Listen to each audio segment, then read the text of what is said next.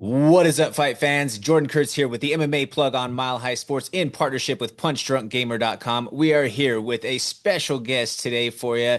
She's going to be fighting on the April 25th XFC 54 Ascension card going down in Iowa City. We have Kayla the Bulldog Stricker. Kayla, how you doing today?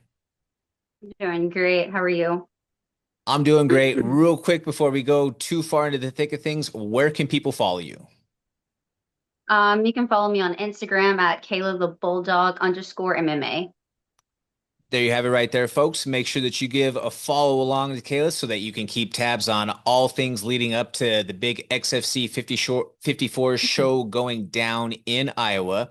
Now, I guess the big question right away off top is you're from Illinois originally, right? Illinois? No. No. Okay, I'm well, originally from Mississippi. from Mississippi. Okay, I was given that information to ask, so that's I'll put that back on PR from Ryan. Come on, brother. Come on. Come on. Uh, now I guess that kind of throws off a couple of the questions here, but that's why we're professionals, so we're gonna run this on the Mhm. fly. Um, Now I guess that all being said, though, you're training now out of Florida, correct? I am. I train out in Milton, Florida. Well, we at least got that part right over here. So we're at least we're 50-50 so far, right? 500. I'll take it Right. right now. How did you get to Florida? Well, I got pregnant with my first child, and me and my husband moved from Texas to Florida just to be closer to family, to have a little support. So that's how we landed here.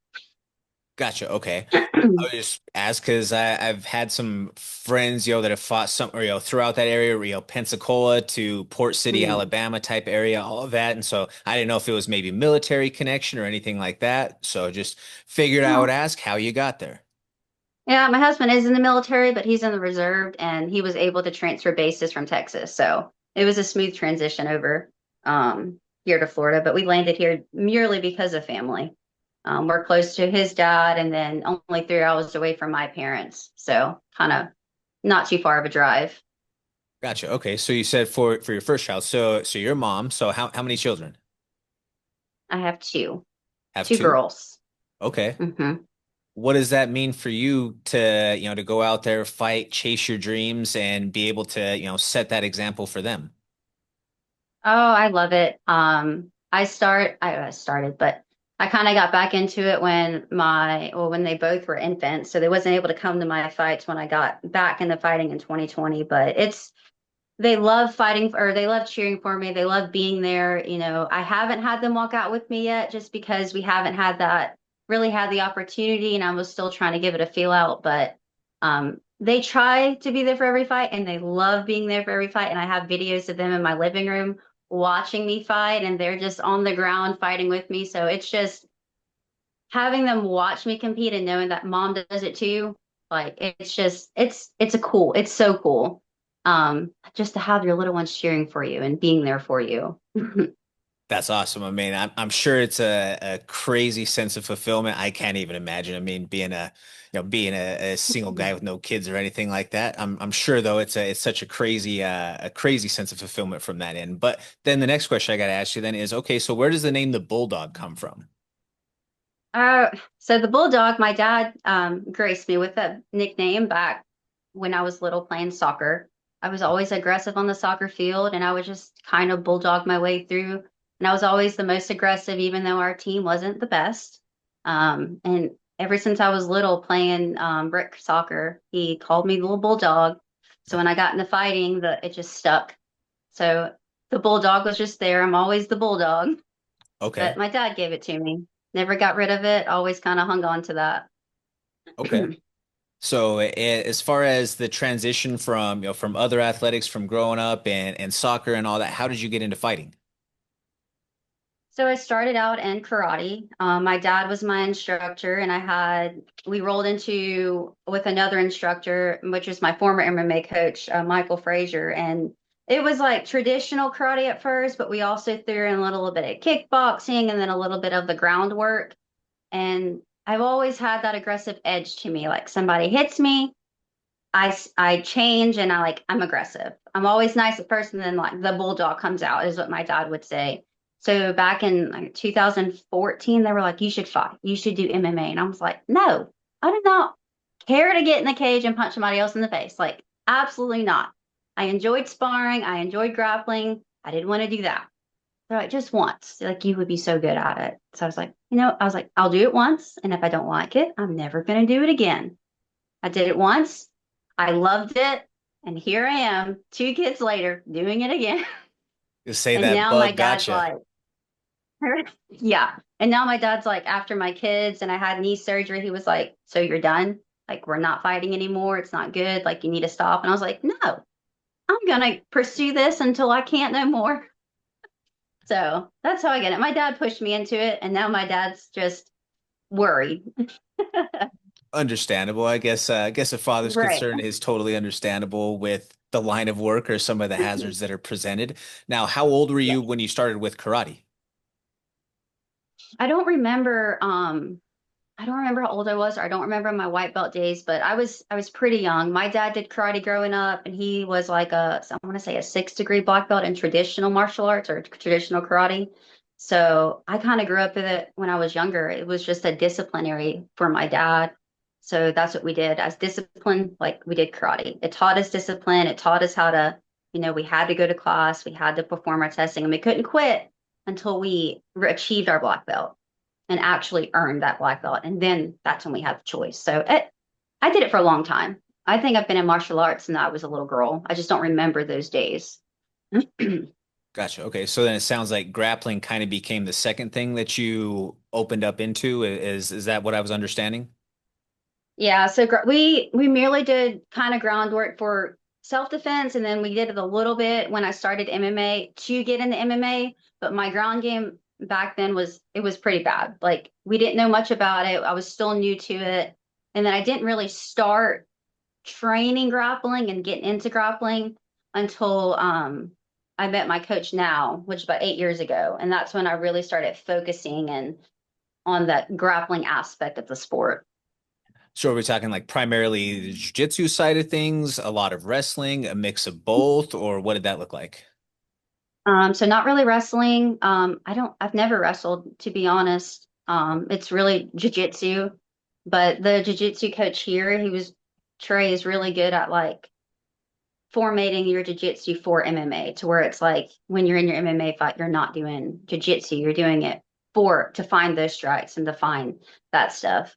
So, but no, wrestling, I've tried it before, but ever since I did have knee surgery, it's too hard on my knees and we just don't do it. I'll do a lot of like takedown defenses and stuff like that, but as far as the actual wrestling part of it, I won't. Understandable, especially with the ailment, dealing with the knee and whatnot. Now, Mhm. as far as with XFC goes, now I'm pretty sure I have this part correct. So don't hammer me or don't send the dogs at me if I do have this one wrong. But you made your pro debut with XFC, right? I did. Back in 2024. Yeah, it looks like it's almost pretty close to like almost 2 years on the head from that date, it looks Yeah. like. I think April 12th. Yeah, April 12th, 24. I made my pro debut All with right, well, two XFC. out of three. We're getting better on the percentage side of things here. We're moving up on the scale. Now, what does Right. that mean for you getting the opportunity to get the nod for this show now that it's a pretty big show for XFC? They just had the big merger with Baroka over the last few months. There's a lot of focus that's being put on your matchup with Asia, being one of the first couple that were announced. It seems like there is a priority from the organization for the two of you. What does that mean? It's honestly, I'm just excited to be able to fight. But to be a priority on a card, I think is awesome. Like I've main evented cards before and stuff like that. And I love being the highlight of the card, especially being females, because me personally, a little biased. I think the female fights are just more entertaining, and I will watch female fights all day. But I just think it's awesome. Just and like I said, I haven't fought since July of last year, and just being able to fight again, just in general, is exciting for me. Like I'm so motivated. I'm ready. Like let's do this. Let's fight tomorrow. Let's just get in there. Totally I think it's understand. pretty That's awesome. kind of like the angst of managing all those, like the feelings and whatnot that come to you all throughout camp. So that all being said, let's talk matchup here. Now, Asia, she's got a large amount of martial arts experience, coming from a background with her family very similar, grew up with family and, instructors all the way from when she was young. She did have some wrestling experience too from high school to college. Now, from a stylistic perspective, what have you done to prepare for somebody like her who does have a big portion of that being her background or a part of her game? So mainly we've been focusing on, basically just trying to maintain my game and not getting into her game, focusing on if I do get on the ground, be patient with the ground, be calm and not freak out to get myself in trouble. But just doing what I know I can do. Striking wise, I can strike with her if she goes for a takedown, do my defense, know my defense and don't overly, freak out about something or just being patient, a calm in the storm, basically. So we've been preparing for that. I got a lot of the wrestling guys at our gym, high schoolers. They've been helping out with that, just having these C shots coming in off of, punches or something and just being aware like it's going to happen. Like that's her game. So she's probably going to shoot. 95% positive she's going to take a shot. So we're going to be ready for it. So the guys help a lot with that because we have a lot of wrestlers at our so Nice. Now, you've got a lot of experience throughout your amateur career and then through your early pro career against some established and highly respected women that have fought from the UFC to other high-level regional promotions. How does that help you from, A, just an experience standpoint, but B, also mentally knowing that you've mixed it up with some really good fighters already throughout your career? yeah, I'm actually very coming from my amateur career, I'm glad that I fought the girls that I fought and the ladies that I fought. But I've never shied down from a fight. I fought 125 in my amateur career. Probably wasn't the best idea with how small I am, but it gave me experience with girls that will hit harder because they are bigger than I am. But it just I've always have a confidence about myself that anything I put my mind to. I have no doubt in my mind that I can stand toe to toe and I could be in that ring with any 115-pound female and I can hold my ground. I've shown that, and I won't shy away from a fight. I don't think I've ever turned down a fight. So I'm confident in my abilities and I've been confident through my amateur career, although sometimes I was scared to death, but we did it anyways. That's the So I bulldog, just though, right? conquer, like I said, I'm a calm in the storm. Sure is. I get that Nice. mentality from my father. Love to hear that. I love to hear that. Now, being that you guys are both fighting out of Florida, it's kind of North Florida against South Florida. Have your paths ever crossed before, or was this a matchup that you had your eyes on throughout certain points, or was this just kind of something new, or talk to me about that? So our paths have never crossed before. I don't think I've ever. I think the only reason why I knew the name is, I think I saw some Instagram post or something about her, but I've never really heard about her. I've never really watched her fight before now. So, no. Gotcha. Say it's just sometimes the local to regional scene paths cross, sometimes they don't. It's all timing, just how things work out. Now, I got to ask you this. What was your welcome to MMA moment? My first fight, I had a big adrenaline dump. I remember being pushed on the cage and thinking to myself, I can literally tap right now and it'll all be over with. I was tired, I was exhausted, but I was like, nope, I ain't gonna do it. But that was my like, oh crap, like this person's trying to kill me. But I it was mean, my first fight, my amateur debut. I didn't know what was going on. We were just throwing. I look back at that fight and I'm just like, oh gosh, like that's so embarrassing. But it's the experience and I love it. you got And to just go seeing through it how to get to far it. how much I grown. But yeah, Totally. definitely my amateur debut. That was rough.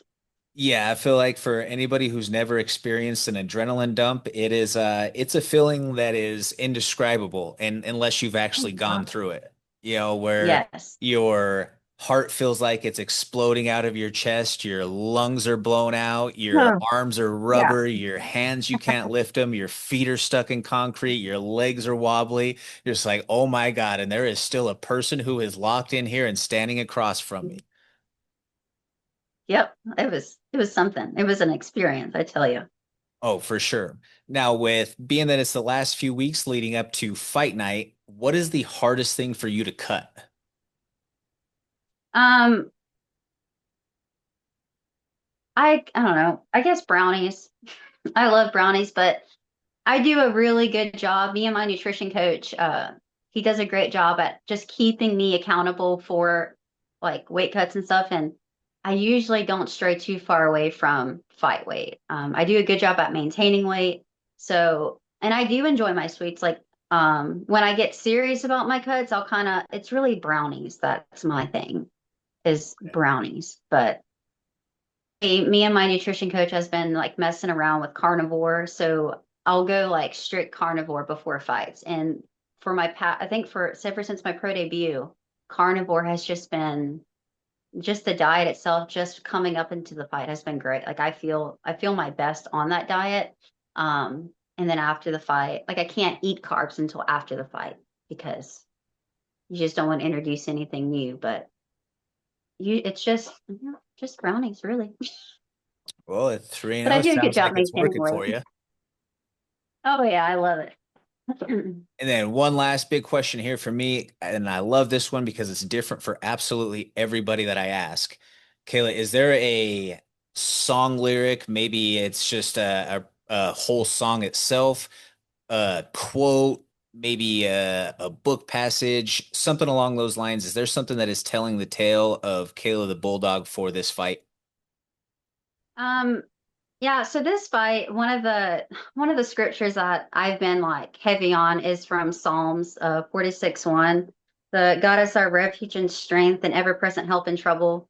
Um, I've just been leading heavily on that verse. It just helps me like when I do those hard, training days or camps or, hours, it's just I tell myself like I can do this, I can do anything. And I kind of when I do struggle with maybe I want to cheat on my weight cut. Like I want to eat something because I'm just having a weak moment.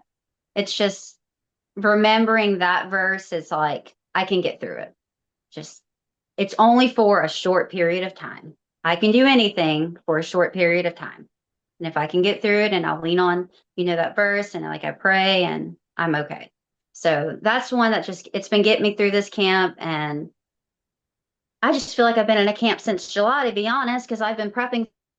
So it's just getting me through a long time. Totally I'm tired understand. of being ready. I get it. I get it. That's the woes of the fight life of when fights fall through or things end up, Yeah. not going your direction. Sometimes it is that like basically a 6 month camp in all of that.